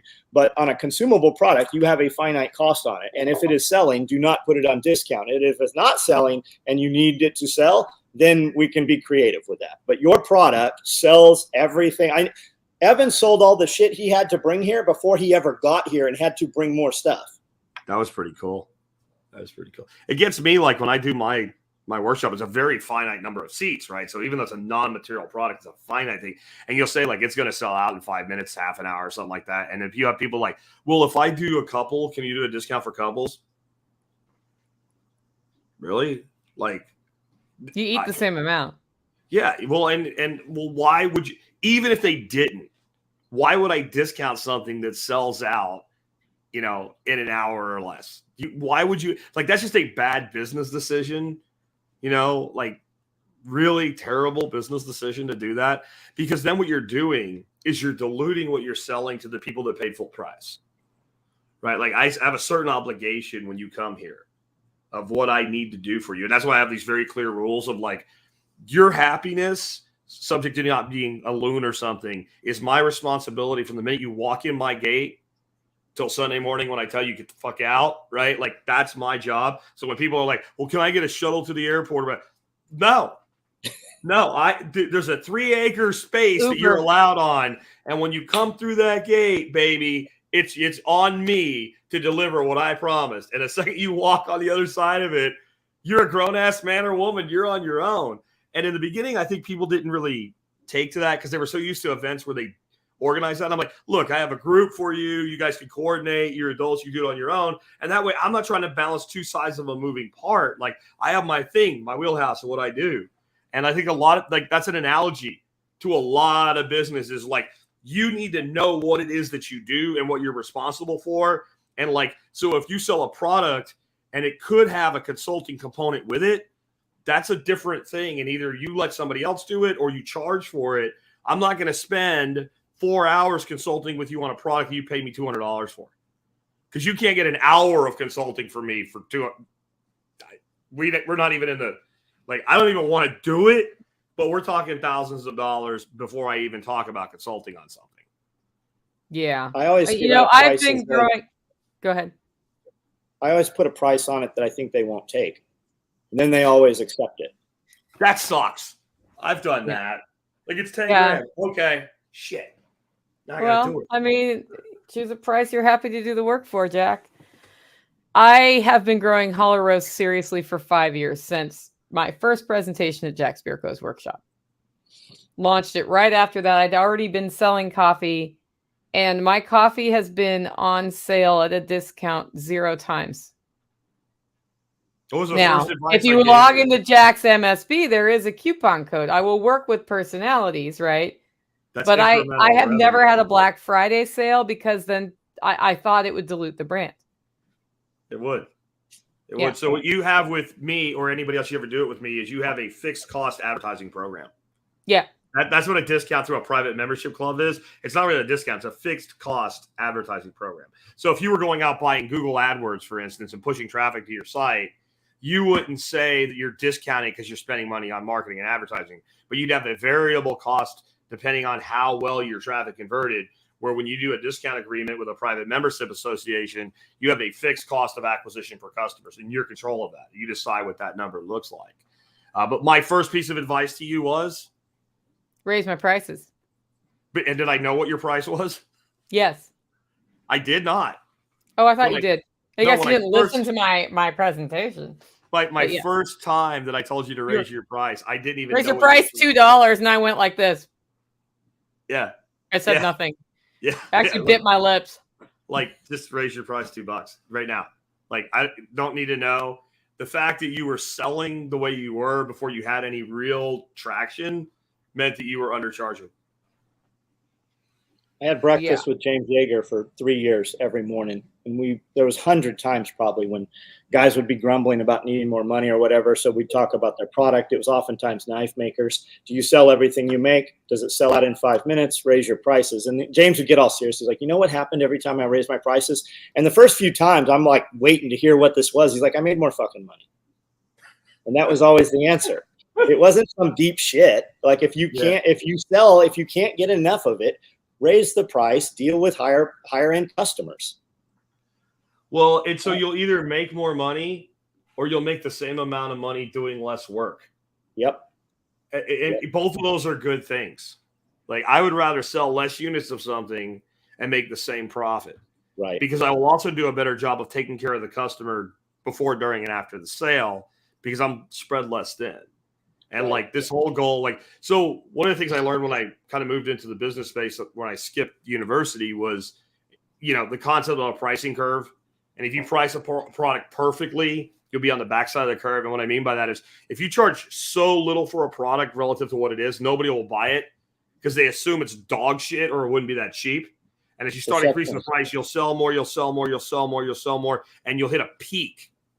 Like where you have the price perfect to sell the maximum number of units. And then your job is to continue to increase the price until you begin to track up the backside of the curve, but not till you crash, because it will crash eventually too, right? So you find the backside of that curve. And the interesting thing is the most pain in the ass, time consuming, miserable customers are the ones that bail on you. So not only do you end up with an optimal profit per unit sold, the highest ARPU you can get, while maintaining the volume of sales, you filter out, without ever having to speak to them, the shittiest customers that there are. 10% of your customers will take 80% of your time. And that's always the thing. And then you do find that sweet spot. Like Mission Knives was building a titanium knife. They had a contract with EOD guys for low magnetic signature knives. It was a pretty neat product. But they were selling them, I think, at like $125, and they weren't selling for shit. They hired this huge marketing research firm to come in, do this 6-month study, and they came back and were like, you have to sell these $99.95 or $299.95. Either choice. They raised it to $299.95, and in a 90-day period, they sold more of those knives than they had in the last 24-month cycle, just by raising. It's just perception of value. It's where you have that low-end 99 guy, and you have the guy that thinks that because it's in this price range, and that was the one they chose. So if you don't have massive volume and capacity, don't ever be that low price guy. I do want to talk to the 3-tier membership guy. Less is more. Less is more. You have to manage them if you have 3. Do you want to manage 3 tiers or do you want to manage 1 tier? Think about that in your workflow. You know, I don't even have tiers, but when I started, and I've left it because there are customers at each one, but I had the option to pay monthly, quarterly, twice a year, or once a year. 95% of my people pay annually. I don't even talk. They're still there. I don't want to turn off the revenue from the people that have those other tiers, but I don't even talk about it anymore. I push everything to annual because that's what people buy. And even if you do 3 tiers, you're going to find that everybody's going to buy, or most people are going to buy one of those tiers. And you also might find out if you turned off a lower cost one, that just as many people would buy the higher cost ones, but they're buying the lower cost one because it's even there. And not only that, I mean, we have a membership on YouTube where you can see private videos, and the more you pay, the more you get access to. And we had a $1 membership, and we had a $5 membership, and we're putting a third level in. We were so busy that we literally were spending 12 hours on 2 days, 6 hours for 2 days, just answering questions, and most of them were the same. So we still have that. You get to see it. You just don't get to ask the questions at the $1 level. And a lot of times when you turn off that lower level, your performance on the higher end customers is better because they feel more elite. They have access to something. Yeah. And that really is what it all comes down to, is how much access do you give people to you? Now, I will add real quick, when it's like soft product, like I am totally about in an info marketing segment, like, you know, you sell a thing, and then you upsell from that thing. Or if they say no, you downsell from that thing and you cross-sell from that thing and you automate all that shit. That's fine. But when you're tiering, basically like you're calling a product a membership and you're tiering it out of the gate, I would rather sell it like this and say, hey, we have then I'll back sell you some sort of premium access. But I don't really want to give the choice going in. It's a good point. Okay, we got a few more questions here, and looks like we're getting towards the end of it. Yeah. First of all, as a comment, the Platinum Guild class was great. Thanks for putting it together. John, thanks for helping me talk to Billy about my nursery. Awesome. Welcome. Hi, Nicole. Are you ready for the great coffee bean shortage? Always ready. Okay. If anybody wants to know more about that, coffee's going to go up in price in the next year or so. There have been some crop failures. It's not as bad as they say, but a lot of the larger coffee providers have bought up things that they don't usually, just in case, which means coffee roasters at my level have a hard time sourcing it, but we've known it was coming for a whole year already. We've known it's coming for a year. So I have some stores. If my business triples in the next 6 months, then I'll have an issue.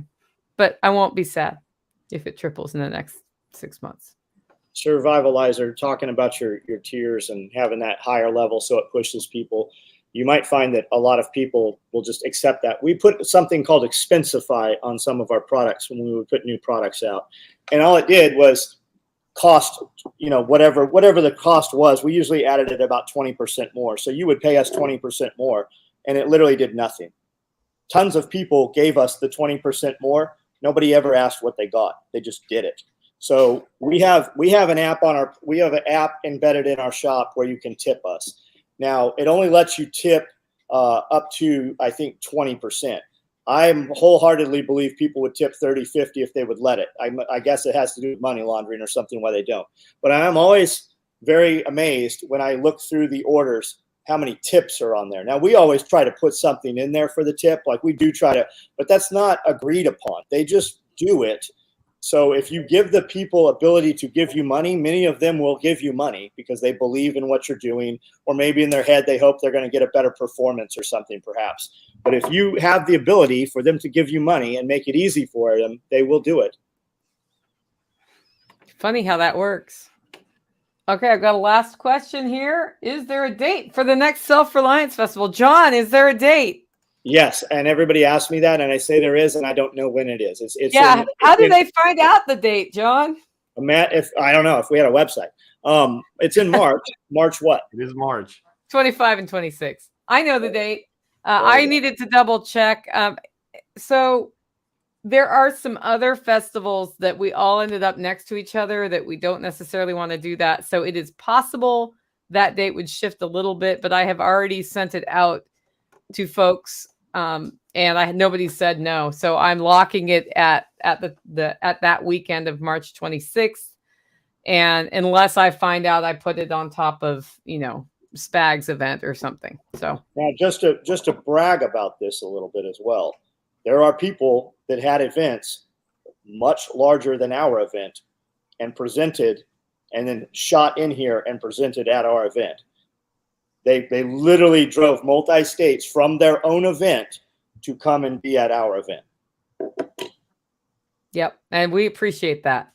Yes. Yep. Awesome. Well, anything else before? Let's go once around the horn and then sign off. I'll start with you, John. All these shirts we're all wearing, they come from Special Operations Equipment. We put out a different design every single week. If you like them, they are on the website, soetacticalgear.com. I'm on YouTube almost every night at 9 o'clock. We do a live video, and the length just depends on your guys' interaction. We can talk just almost about anything.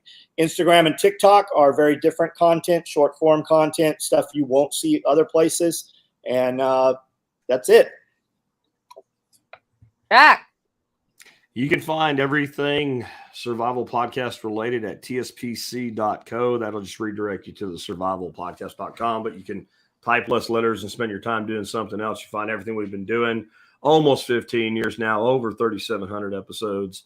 And we're going to keep cranking on for at least another decade or two. So we'll always be there. Come check us out. We're doing something that you will be interested in. If you're like, I got an email in here also. I want to know about rabbits. Put rabbits in the search box. You'll find lots of information. Thousands. Lots of information about rabbits.